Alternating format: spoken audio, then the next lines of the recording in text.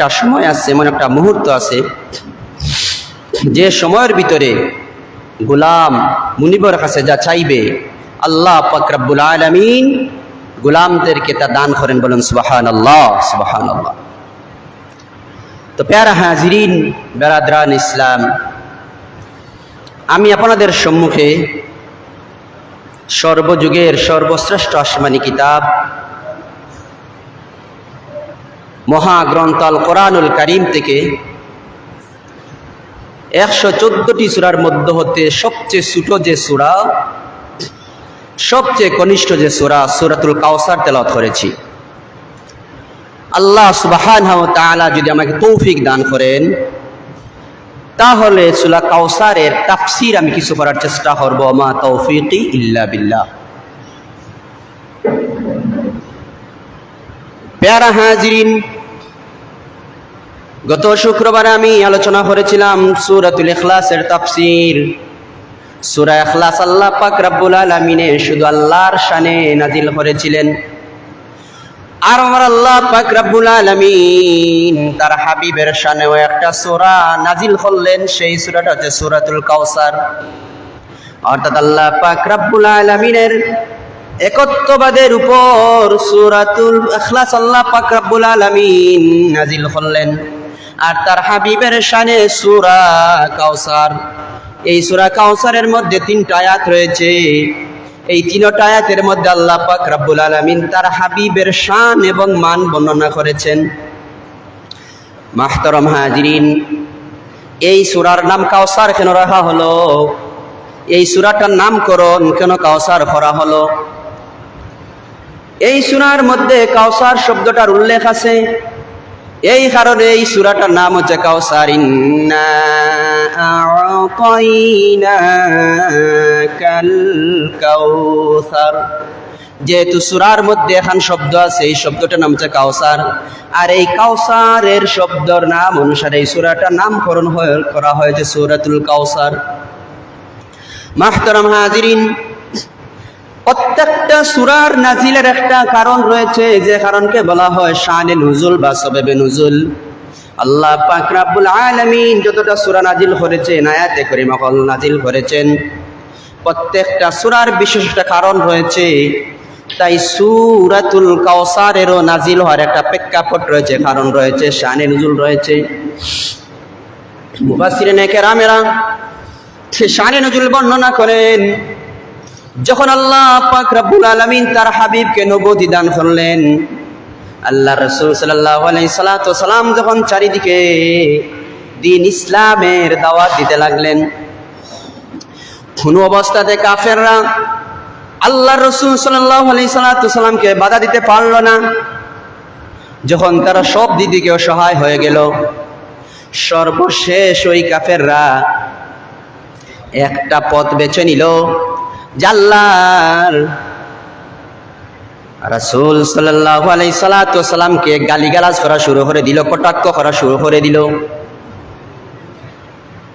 তৎকালীন সময়কার 7 জন প্রখ্যাত কুখ্যাত 7 জন কাফের ছিল।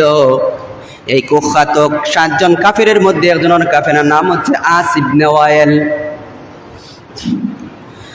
যখন কাফের এক জায়গায় বসতো, আল্লাহ রাসূল সাল্লাল্লাহু আলাইহি সাল্লাম সম্পর্কে যখন তারা আলোচনা করত, আস ইবনে ওয়াইল বলল, না রে না, তোমরা মুহাম্মদ সাল্লাল্লাহু আলাইহি সাল্লামকে আব্দুল্লাহর বেটাকে নিয়ে চিন্তা করিও না, কারণ আব্দুল্লাহর বেটা মুহাম্মদের কোনো পুত্র সন্তান বেঁচে থাকেন না।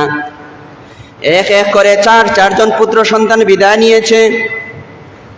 কাফেররা, হে কুরাইশরা, হে আরবের মানুষেরা, তোমরা জেনে রেখো, যখন মুহাম্মদ এই পৃথিবী থেকে বিদায় নিবে, মুহাম্মদের নাম,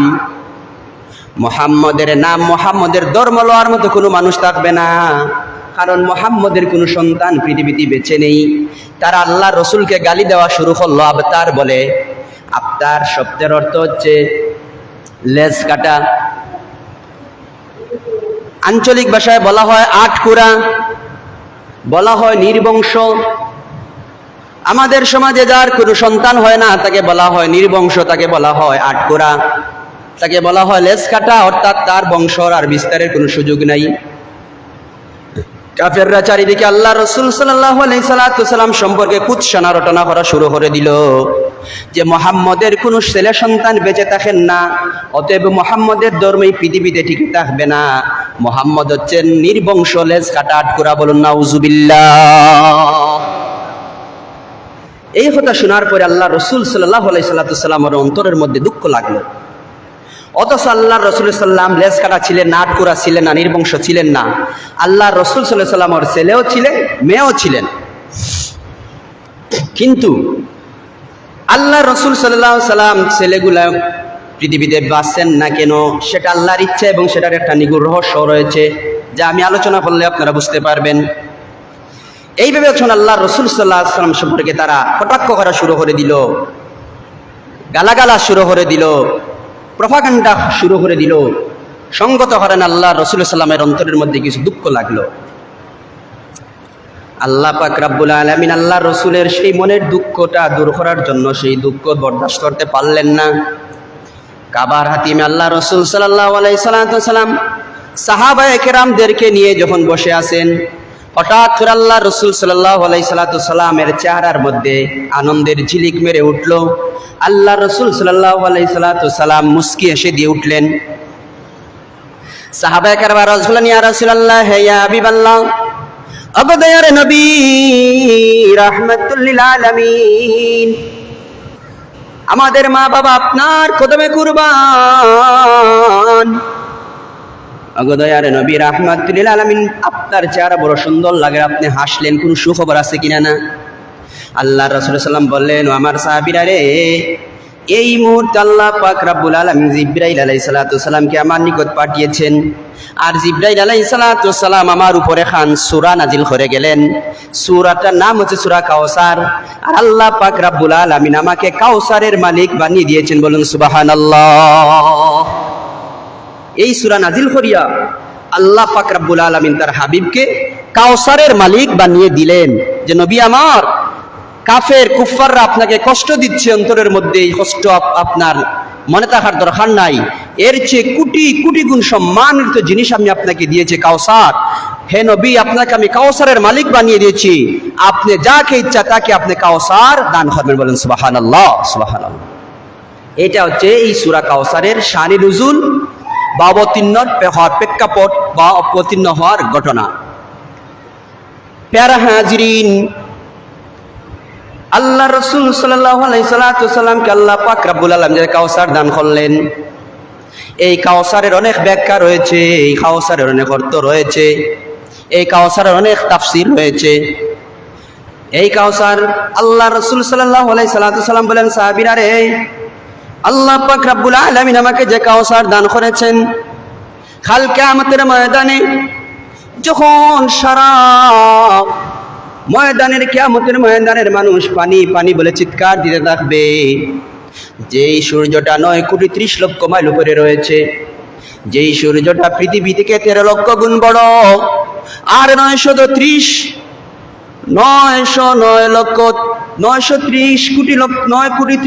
মাইল উপরে যে সূর্যটা আছে, ওই সূর্যটা যখন মাথার উপরে চলে আসবে, তখন ওই মাটিগুলা তামা হয়ে যাবে, মানুষেরা পানি পানি বলে চিৎকার দিবে, পানি পাবে না।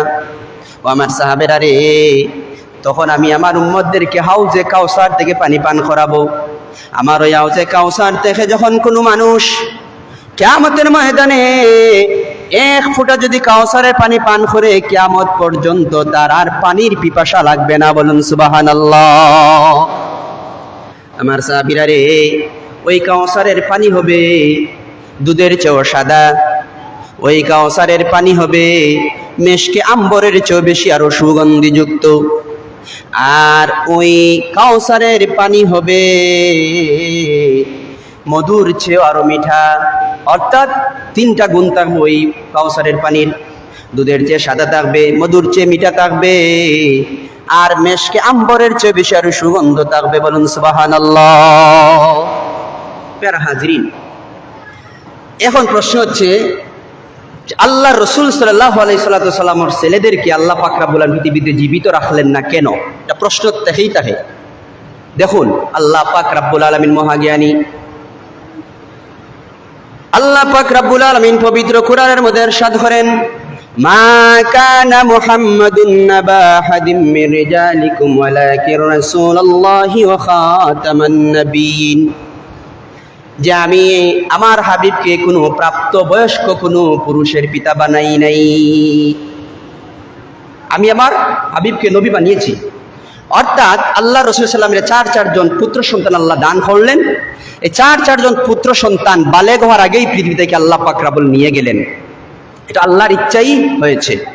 এবং আল্লাহ রাসূল সাল্লাল্লাহু আলাইহি ওয়াসাল্লাম কি করলেন না, সন্তানকে বেঁচে রাখানোর জন্য আল্লাহর কাছে চাইলেন না। যদি আল্লাহ রাসূল চাইতেন, আল্লাহ কি করতেন, সন্তানদের জীবিত রাখতেন। আল্লাহ রাসূল বলেন, ওই উহুদ পাহাড় যদি আমি বলতাম যে স্বর্ণ হয়ে যা, আর ওই স্বর্ণের পাহাড়টা আমি নবীর সাথে চলো, আল্লাহ পাক রব্বুল আলামিন সেই উহুদ পাহাড়কে স্বর্ণ বানিয়ে আমার সাথে চলতে থাকতে দিতেন, কিন্তু আমি সেটা চাই নাই। অর্থাৎ আমি নবী যা চাই আল্লাহ পাক তা দিতে দেরি করেন না। বেরাদরান ইসলাম, কেন আল্লাহ পাক রব্বুল আলামিন তার প্রিয় হাবিবের ছেলে সন্তানদেরকে পৃথিবীতে জীবনত রাখলেন না? তার অনেক রহস্য রয়েছে। আল্লাহ পাক রব্বুল আলামিন এই জন্য রাখেননি, যদি ওই আল্লাহ রাসূল সাল্লাল্লাহু আলাইহি ওয়াসাল্লামের সন্তানদেরকে জীবিত রাখতেন আর তাদের বয়স যদি 40 হয়ে যেত, আর যদি তাদেরকে নবুয়ত আল্লাহ দান করতেন না, কারণ আল্লাহ পাক রব্বুল আলামিন আল্লাহর রাসূলকে শেষ নবী হিসেবে পাঠিয়েছেন, তারপরে আর কোনো নবী রাসূল আসবেন না।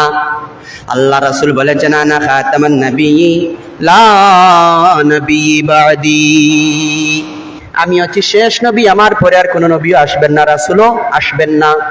আল্লাহ রাসূল বলেছেন, আল্লাহ পাক রব্বুল আলামিন আমার মাধ্যমে নবুয়তির দরজা মোহর মেরে দিয়েছেন।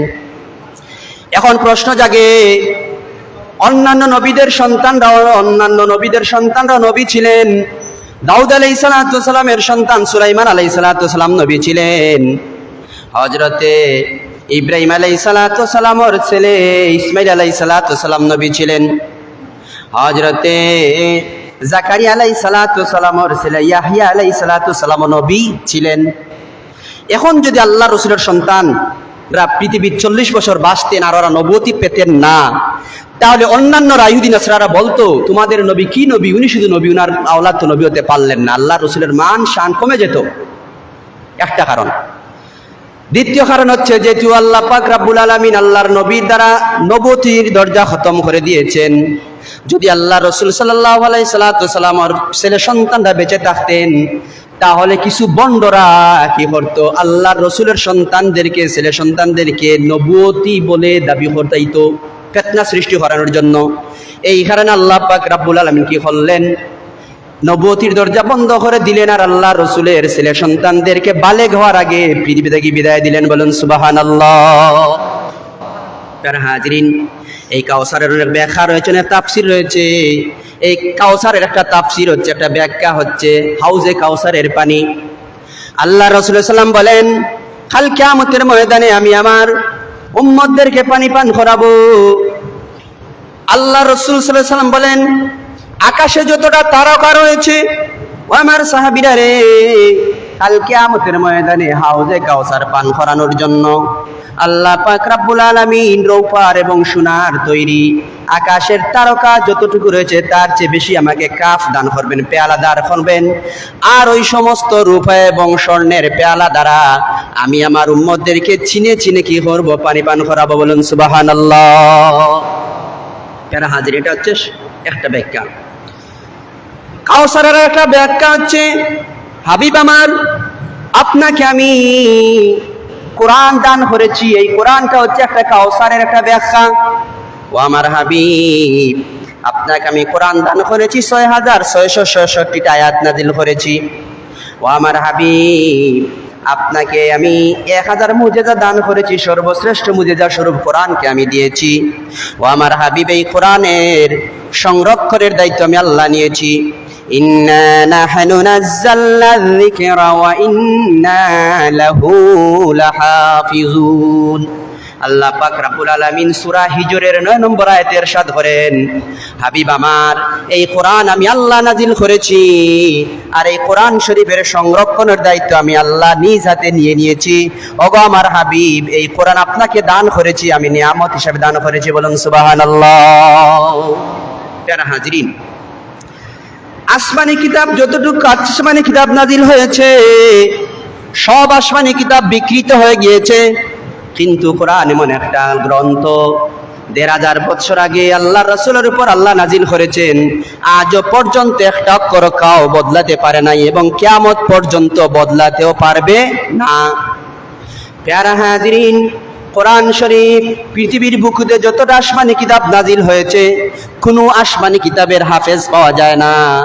একমাত্র কোরআন শরীফের হাফেজ পৃথিবীতে আল্লাহ পাক রব্বুল আলামিন নিয়ামত স্বরূপ করে দিয়েছেন। শুধু আমাদের প্রিয় মাতৃভূমি বাংলাদেশে প্রায় 6 লক্ষেরও বেশি কোরআনে হাফেজ রয়েছে। বলুন সুবহানাল্লাহ। এটা হচ্ছে আল্লাহ পাক জানান, ওগো আমার হাবিব, আপনাকে কাউসার দান করেছি, তার মানে হচ্ছে আমি আপনাকে মহাগ্রন্থ আল কোরআন দান করেছি। এটা একটা তাফসীর। প্যারা হাজরিন, আল্লাহ রাসূল সাল্লাল্লাহু আলাইহি সাল্লামকে আল্লাহ বলেন, ওগো আমার হাবিব, আপনাকে কাউসার দান করেছি, তার মানে হচ্ছে ওই আপনাকে আমি অসংখ্য মুজিজা দান করেছি। আপনাকে যা মুজিজা দান করেছি আর কোন নবীকে তো মুজিজা দান করি নাই। মুসা আলাইহিস সালামকে মাত্র 9টা মুজিজা দান করা হয়েছিল, অন্যান্য নবীদেরকে 1টা 2টা 3টা মুজিজা দান করা হয়েছিল, আর আমার হাবিব আপনাকে আমি 1000টা মুজিজা দান করেছিলাম। এইটা হচ্ছে কাউসারের আর একটা ব্যাখ্যা। প্যারা হাজরিন, কাউসারের একটা ব্যাখ্যা হচ্ছে, গো আমার হাবিব, আমি আপনাকে সবচেয়ে বেশি আপনার উম্মত দান করেছি। অর্থাৎ কিয়ামতের ময়দানে সারা পৃথিবীর মানুষ, আদম আলাইহিস সালাম থেকে নিয়ে কিয়ামত পর্যন্ত যত মানুষ পৃথিবীতে এসেছেন, সমস্ত মানুষের মৃত্যুর পরে যখন কিয়ামত শুরু হয়ে যাবে, কিয়ামতের ময়দানও 120 খাতার হবে, 120টা লাইন হবে। 120টা লাইনের মধ্যে শুধু উম্মতে মুহাম্মদী থাকবে 80 লাইন। কতটা লাইন? 80টা লাইন থাকবে। আল্লাহ পাক জানাইলেন, আমার হাবিব, অন্যান্য নবীরা উম্মতের সংখ্যা থাকবে 10 জন, 20 জন, 40 জন। নূহ আলাইহিস সালামে 950 বছর দিনের দাওয়াত দিলেন, তার উম্মতের সংখ্যা মাত্র 40 জন। আর আল্লাহ রাসূল সাল্লাল্লাহু আলাইহি সাল্লাম মাত্র 23 বছর দিনের দাওয়াত দিলেন। 63 বছর বেঁচে ছিলেন, 40 বছরে নবুয়তি পাইলেন। নবুয়তির পাওয়ার পর থেকে মাত্র 23 বছর দিনের দাওয়াত দিলেন। এই 23 বছরের দাওয়াতেরই বিনিময়ে ওগো আমার হাবিব, আপনার উম্মত হল কিয়ামতের ময়দানে সবচেয়ে বেশি থাকবে। বলুন সুবহানাল্লাহ। প্যারা হাজরিন, এটা একটা গৌরবের বিষয়। দেখবেন গ্রামে এলাকায় কোনো বাবার যদি একই সমান শক্তিশালী 10টা 7টা 8টা সন্তান থাকে, ছেলে থাকে, তো এই বাবা কোনো জায়গায় একতা হইতে ভয় পায় না। কেন ভয় পায় না? আরে বাবা, আমার তো 10টা ছেলে এখনো আছে জীবিত, স্ট্রংলি 10টা ছেলে আছে, আমার ভয় পাওয়ার কিছু নেই। এটার গৌরবের বিষয় যে আমার সন্তান বেশি, আমার সন্তান আজকে কি হয়েছে, মাওলানা হয়েছে, আমার সন্তান আজকে সচিব হয়েছে, গর্ববোধ বাড়া করেনি না? করে। কিয়ামতের ময়দানও অন্যান্য নবীদের উম্মত থাকবে 10 জন, 20 জন, 40 জন, 100 জন, 200 জন, আর আপনার আমার নবীর উম্মত থাকবেন 80টা খাতার। আল্লাহ পাক রব্বুল আলামিন জানাই দিন, ওগো আমার হাবিব, কাউসার দান করেছি। এর একটা ব্যাখ্যা হচ্ছে মুফাসসিরিনে কেরামে লেখেন, আল্লাহর রাসূলের উম্মত হল সবচেয়ে বেশি থাকবেন। এই কাউসারের একটা তাফসীর হচ্ছে, নবী আমার, আপনাকে আমি শাফায়াত দান করেছি, শাফায়াতের মালিক বানিয়ে দিয়েছি। ওগো আমার হাবিব, কিয়ামতের ময়দানও কারো শাফায়াত যদি আমি আল্লাহ সহজে গ্রহণ করি না, কিন্তু আপনি যা বলবেন তা আমি গ্রহণ করব।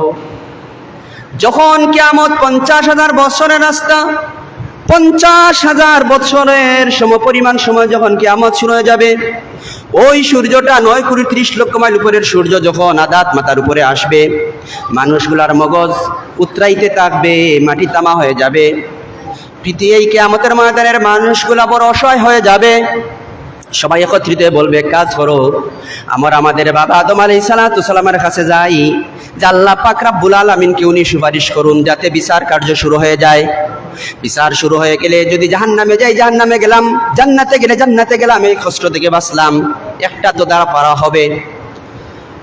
সমস্ত মানুষের আদম আলাইহিস সালামের কাছে যাবে। আপনি হচ্ছেন আবুল বাশার, সমস্ত মানুষের বাবা। আল্লাহ পাক রব্বুল আলামিন আপনাকে নিজ হাতে বানিয়েছেন।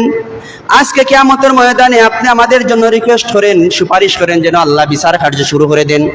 আদম আলাইহিস সালাম বলবেন, না রে না, ও সন্তানের রে, আজকে আল্লাহ হচ্ছেন কাহার, আমার এই সাহস নাই আমি আল্লাহর কাছে সুপারিশ করবো, বরং তোমরা নূহ আলাইহিস সালামের কাছে যাও। মানুষেরা নূহ আলাইহিস সালামের কাছে যাবে। নূহ আলাইহিস সালাম বলবেন, আমার দ্বারা হবে না, তোমরা যাও মূসা আলাইহিস সালামের কাছে। এইভাবে কিয়ামতের ময়দানের মানুষগুলা যাইতে যাইতে ঈসা আলাইহিস সালামের কাছে যাবে। হ্যাঁ ঈসা আলাইহিস সালাম, আল্লাহ পাক রব্বুল আপনাকে মহব্বত করে বাবা ছাড়া সৃষ্টি করেছেন। আপনি আল্লাহ পাক রব্বুল আপনাকে চতুর্থ আসমানও কি করেছিলেন, তুলে নিয়েছিলেন। আল্লাহ আপনাকে ভালোবেসেছেন, মহব্বত করতেন। আজকে আপনি একটু সুপারিশ করেন যাতে বিচারটা, কিয়ামতের ময়দানের বিচারটা শুরু হয়ে যায়। ঈসা আলাইহিস সালাম বলবেন, আমি কিভাবে যাই আল্লাহর দরবারে? আমার উম্মতেরা আমাকে আল্লাহর পুত্র বানিয়েছে, বলুন নাউজুবিল্লাহ। যদি আল্লাহ পাক রব্বুল বলেন, ওরে ঈসা, তোমাকে নবুয়তি দিয়ে পাঠিয়েছিলাম, তোমার উম্মতদেরকে তুমি বুঝাইতে পারলে না কেন? তোমার উম্মতরা কেন তোমাকে আমার সন্তান হিসাবে আখ্যায়িত দিল? তার জবাব দাও। ও কিয়ামতের ময়দানের মানুষেরা, আমার দ্বারা সম্ভব না, তবে আমি তোমাদেরকে একটা পথ বাতিয়ে দিতে পারি, পথ দেখিয়ে দিতে পারি। আজকে একজনেরই সুপারিশ চলবে, তিনি হচ্ছেন সাইয়্যিদুল মুরসালিন, রাহমাতুল লিল আলামিন, হুজুরে পুন্নূর সাল্লাল্লাহু আলাইহি সাল্লাম। তোমরা সবাই রাহমাতুল লিল আলামিন মুহাম্মদ সাল্লাল্লাহু আলাইহি সাল্লামের কাছে যাও। উনি যদি আজকে কি করেন, সুপারিশ করেন, তাহলে আল্লাহ কি করবেন? সুপারিশ গ্রহণ করবেন। আজকে কারো সুপারিশ চলবে না। কিয়ামতের ময়দানের সমস্ত মানুষগুলা দৌড়াইয়া দৌড়াইয়া আল্লাহর রাসূলের দরবারে যাবে। গিয়ে বলবেন, আল্লাহর হাবিব, আপনাকে আল্লাহ পাক রব্বুল আলামিন হাবিবুল্লাহ বানিয়েছেন, হাবিবুল্লাহ উপাধি দিয়েছেন। আগো আল্লাহর হাবিব, আল্লাহ পাক রব্বুল আলামিন হাদিসে কুদসি বলেছেন, লাউলা কালামা খালাকতুল আফলাক, আপনাকে না বানাইলে আল্লাহ কোনো কিছু সৃষ্টি করতেন না। আপনাকে আল্লাহ পাক রব্বুল আলামিন রাহমাতুল লিল আলামিন হিসেবে প্রেরণ করেছেন। আগো রাহমাতুল লিল আলামিন, আজকে আপনি আল্লাহর কাছে সুপারিশ করেন, আল্লাহ পাক রব্বুল আলামিন যেন আমাদের বিচার কার্য শুরু করে দেন। আল্লাহ রাসূল সাল্লাল্লাহু আলাইহি সাল্লাম মাকামে মাহমুদে সজিদাত পড়ে যাবেন। সজিদাত পরে আল্লাহর দরবার কান্না শুরু করে দিবেন, মাবুদ, এই কিয়ামতের ময়দান আমার উম্মতেরা বড় অসহায়। আল্লাহ, আজ কিয়ামতের ময়দান আমার উম্মতদের বিচার শুরু করে দেন। আল্লাহ পাক রব্বুল আলামিন বলবেন, আল্লাহ পাক রব্বুল আলামিন বলবেন, ইরফা রাসাকা ইয়া হাবিবি, ওগো আমার হাবিব, আপনার মাথা মুবারক তুলুন। ইশফা মুশাফফা, ওগো আমার হাবিব, আজ কিয়ামতের ময়দানও আপনি আমার হাবিবে যা সুপারিশ করবেন, যা চাইবেন, চাইতে দেরি করব আমি আল্লাহ পাক রব্বুল আলামিন, আপনাকে দিতে দেরি করব না। বলুন সুবহানাল্লাহ। প্যারা হাজরিন, তাই এই কাউসারের একটা ব্যাখ্যা হচ্ছে, এই কাউসারের একটা তাফসীর হচ্ছে, ওগো আমার হাবিব, আমি আপনাকে সুপারিশের মালিক বানিয়ে দিয়েছি। কিয়ামতের ময়দানে কারো সুপারিশ যদিও চলবে না। ওগো আমার হাবিব, আপনি যার জন্য সুপারিশ করবেন, আমি আল্লাহ পাক রব্বুল আলামিন তাকেই কি করে দিব? মাফ করে দিব, ক্ষমা করে দিব। ইন্না আ'তাইনাকাল কাউসার, ওগো আমার হাবিব, ওই সমস্ত আসিব ইবনে ওয়াইল, উতবা, সাইবা, আবু জেহেল, আবু লাহাব যদিও আপনাকে বলতেছে আপনার লেজ কাটা, আপনি আটখুরা, আপনার নির্বংশ, না না না না, ওগো আমার হাবিব, আমি আপনাকে নির্বংশ বানাই নাই। ওগো আমার হাবিব, আমি আপনাকে আটখুরা বানাই নাই। ওগো আমার হাবিব, আমি আপনাকে লেজ কাটা বানাই নাই। আকাশে বাতাসে ধুলোকে ভুলোকে আমার নাম যেখানে উচ্চারিত হবে, ওগো আমার হাবিব, তত জায়গায় আপনার নাম উচ্চারিত হবে। বলুন সুবহানাল্লাহ। প্যারা হাজরিন, অতএব দেখুন, আজানের মধ্যে আল্লাহ রাসূলের নাম আছে না নাই? আছে। আশহাদু আল্লা ইলাহা ইল্লাল্লাহ, আমরা সাক্ষী দিচ্ছি আল্লাহ ছাড়া কোনো মাবুদ নাই। পরের বাক্যটাই হচ্ছে আশহাদু আন্না মুহাম্মাদার রাসূলুল্লাহ, আমরা সাক্ষ্য দিচ্ছি আল্লাহর রাসূল, আপনি হচ্ছেন আল্লাহর রাসূল। সাক্ষী দিছি, এই আল্লাহর রাসূলের নাম ছাড়া আজানি হবে না। এবার আসুন আকামতে। আকামতে আপনার আমার নবী নাম আছে না নাই? আছে। আকামতেও যদি নবীর নাম না থাকে আকামত হবে না। নামাজের মধ্যে আপনার আমার নবীর নাম চিনি না নাই আছে। নামাজের মধ্যে যদি আপনার আমার নবীকে যদি কোনো উম্মত সালাম না জানায় তারা নামাজি হবে না। তাশাহুদ পড়াটা হচ্ছে নামাজ হচ্ছে ওয়াজিব। তাশাহুদ হচ্ছে আত্তাহিয়াতু লিল্লাহি ওয়াস সালাওয়াতুত তাইয়্যিবাত, আসসালামু আলাইকা আইয়ুহান নবী ওয়া রাহমাতুল্লাহি ওয়া বারাকাতুহু। আসসালামু আলাইকা, এখানে আল্লাহর নবীর উপর কি রয়েছে? সালাম রয়েছে।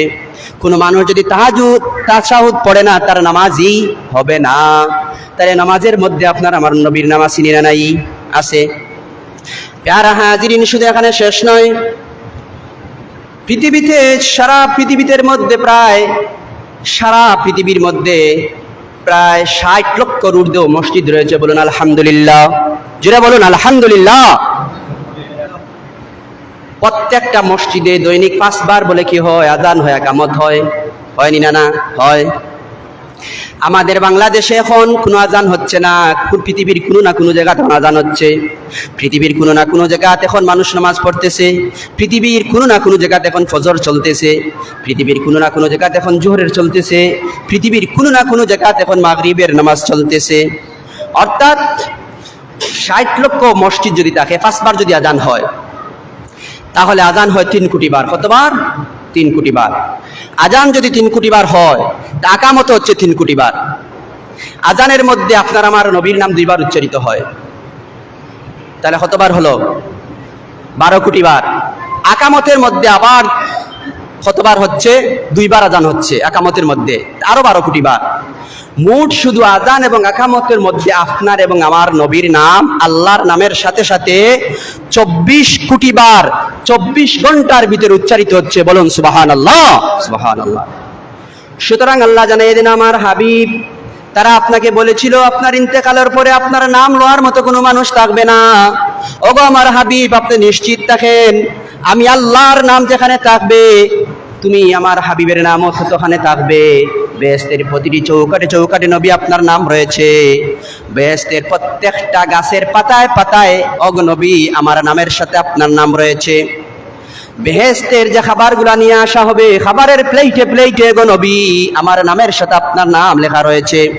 অতএব কাফের কুফফাররা চাচ্ছে যে তারা বলতেছে আপনি নির্বংশ। নবী গো আমার, আপনি চিন্তিত হবেন না, আপনি নির্বংশ নয়, বরং তারা নির্বংশ। কারা নির্বংশ? যারা আপনাকে বলছে নির্বংশ, তারাই হচ্ছে নির্বংশ, তারাই হচ্ছে আটকরা। তার একটা সমীক্ষা দেখুন, বর্তমান পৃথিবীতে প্রায় 220 কোটি মুসলমান রয়েছে।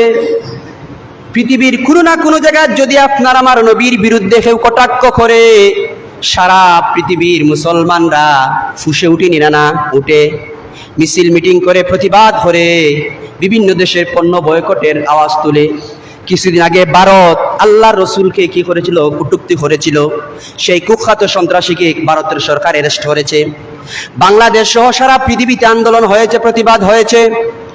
অর্থাৎ আল্লাহ পাক জানাইয়া দিলেন, হাবিব আমার, পৃথিবীর কোন জায়গা যদি আপনার বিরুদ্ধে কেউ টু শব্দ করে গো, ও নবী আমার কে বলেছে আপনি আটকরা।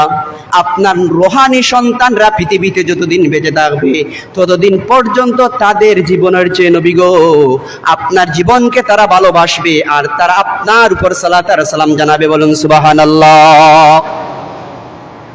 শেষ আয়াত হচ্ছে ইন্না শানিয়াকা হুয়াল আবতার। হাবিব আমার, আপনি আটকরা নয়, বরং আপনাকে যারা বলছে তারা হচ্ছে আটকরা, তারা হচ্ছে নির্বংশ, তারা হচ্ছে লেজ কাটা। দেখুন যে কাফিরগুলা রয়েছে, ওই কাফিরগুলার নাম কেউ উচ্চারণ করে না, করেনি। যদিও কেউ করে, যেমন আমি আসিফ নোয়াইলের নাম উচ্চারণ করেছি ঘটনা বলার জন্য, ঘটনা জানানোর জন্য। এটা শ্রদ্ধার সহিত স্মরণ করি নাই, ঘৃণার সহিত স্মরণ করেছি। আবু জেহেল, আবু লাহাবের নাম আমরা উচ্চারণ করি ইতিহাস জানানোর জন্য, কিন্তু শ্রদ্ধার সহিত নয়। কি সহিত? ঘৃণার সহিত। যারা আপনারা হজে গিয়েছেন, হাজি অকলর বাথরুম পায়খানা খার বাড়ি জানেননি?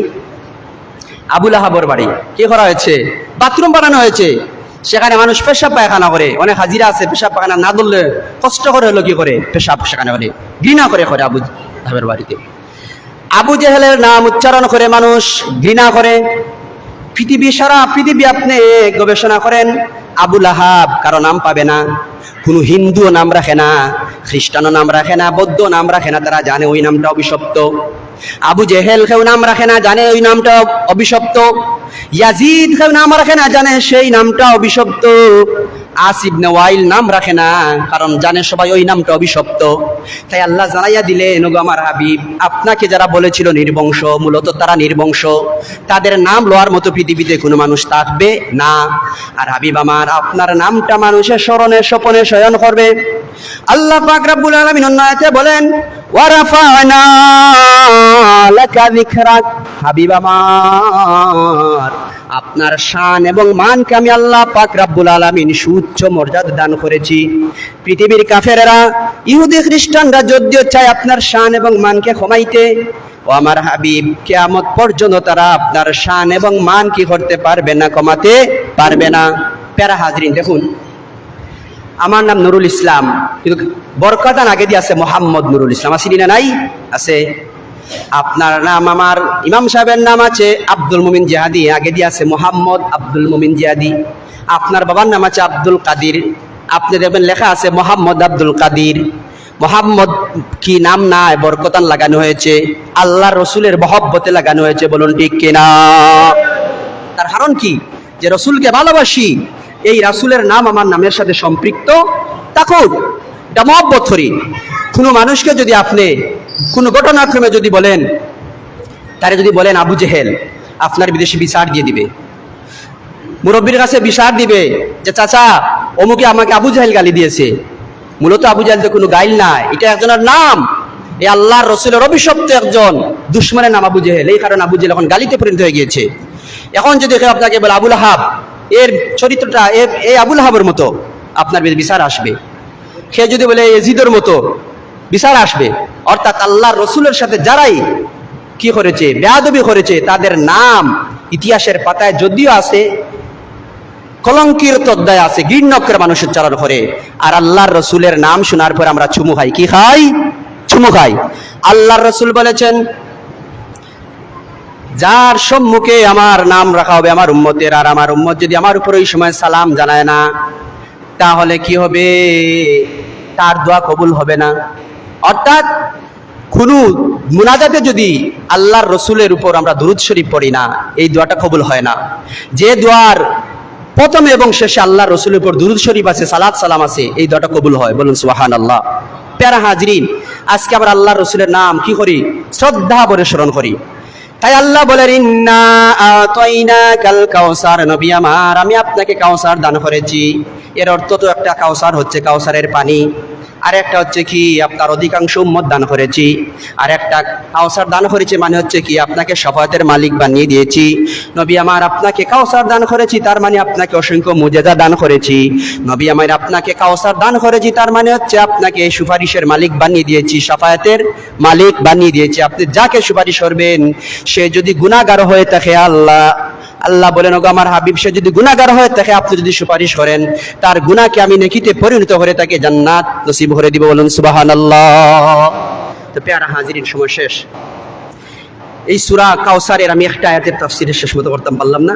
এরপরে আল্লাহ বলছেন, ফাসাল্লি লি রাব্বিকা ওয়ানহার। হাবিব আমার, আপনার রবের নামে আপনি কি করেন? নামাজ আদায় করেন আর কুরবানি দেন। এই নামাজ বলতে কি বলা হয়েছে? এই ঈদুল আজহার নামাজ, ঈদুল ফিতরের নামাজ ফরজ ওয়াজিব করা হয়েছে। আর ওয়ানহার দ্বারা কুরবানিকে ওয়াজিব করা হয়েছে, যে আমি কি করবেন? আপনি আমার নামে, আল্লাহর নামে কি করবেন? কুরবানি দিবেন, আর আপনি নামাজ পড়বেন আমার নামে। আল্লাহ বলেন, কুল ইন্না সালাতি ওয়া নুসুকি ওয়া মাহইয়ায়া ওয়া মামাতি লিল্লাহি রাব্বিল আলামিন। বলুন, আমি আল্লাহর নামে কি করলাম? আমার নামাজ, আমার সালাত, আমার কুরবানি, আমার জীবন, আমার মরণ সব আল্লাহর ওয়াস্তে, আল্লাহর নামে। অতএব যা কিছু হবে আল্লাহর নামে হবে। প্যারা হাজরিন, অতএব এখনো যারা আল্লাহ রসুলকে ভালোবাসবে, তাদেরকে ভালোবাসবেন কে? আল্লাহ। ইন কুনতুম তুহিব্বুনাল্লাহ ফাত্তাবিউনি ইউহিব্বুকুমুল্লাহ। আল্লাহ জানাইয়া দিলেন, নবী আমার, আপনি জানাইয়া দেন, যদি তারা আমি আল্লাহর ভালোবাসা পেতে চায়, তাহলে আপনার সাথে সম্পর্ক রাখতে হবে। আপনার সাথে যে ভালোবাসা যত বাড়াবে, আমি আল্লাহর সাথে সে তত বেশি কি হবে? মহব্বতের পাত্র হবে। প্যারা হাজরিন, কাজেই আল্লাহ রসুল সাল্লামের সাথে আমরা মহব্বত বাড়াবো। আর আল্লাহ রসুল সাল্লাল্লাহু আলাইহি সাল্লামের সাথে মহব্বত বাড়ানোর সহজ একটা পন্থা হচ্ছে দুরূদ শরীফ বেশি বেশি করে পড়া। কি পড়া? দুরূদ শরীফ যে কোনো দুরূদ শরীফ আপনি পড়তে পারেন। সহজ দুরূদ শরীফ হচ্ছে সাল্লাল্লাহু আলাইহি সাল্লাম, সাল্লাল্লাহু সংক্ষেপ।